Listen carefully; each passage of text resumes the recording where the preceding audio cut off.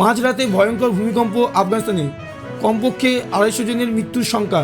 আফগানিস্তানে জোরালো ভূমিকম্প হয়। রিক্টার স্কেলে কম্পনের মাত্রা ছিল 6। জালালাবাদের উত্তর পূর্বে 27 কিলোমিটার দূরে ভূমিকম্পের মূল কেন্দ্র ছিল। ভূপৃষ্ঠ থেকে 8 কিলোমিটার গভীরে কম্পনের উৎসস্থল ছিল। তার জেরেই কাঁপল দিল্লি ও সংলগ্ন অঞ্চলগুলিও। আফগানিস্তানে কমপক্ষে 3বার কম্পন অনুভূত হয়েছে বলেই জানা গিয়েছে। ভূমিকম্পে কমপক্ষে 250 জনের মৃত্যুর খবর মিলেছে এবং আহত 500-এরও বেশি মানুষ।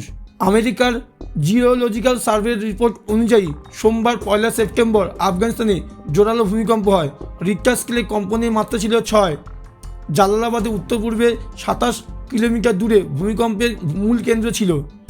ভূপৃষ্ঠ থেকে 8 কিলোমিটার গভীরে কম্পনের উৎসস্থল ছিল।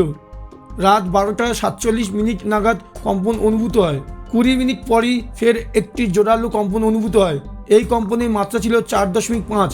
ভূপৃষ্ঠ থেকে 10 কিলোমিটার গভীরে এর উৎসস্থল ছিল। আফগানিস্তানের এই ভূমিকম্পে কমপক্ষে 250 জনের মৃত্যুর খবর মিলেছে, আহত 500 জনেরও বেশি। তবে হতাহতের সংখ্যা আরও বাড়তে পারে বলে জানা গিয়েছে। ব্যাপক ক্ষয়ক্ষতি হয়েছে আফগানিস্তান জুড়ে, ভেঙে পড়েছে একাধিক বাড়িঘর। এদিকে ভূমিকম্পের জেরে পাকিস্তান ও উত্তর ভারতেও কম্পন অনুভূত হয়।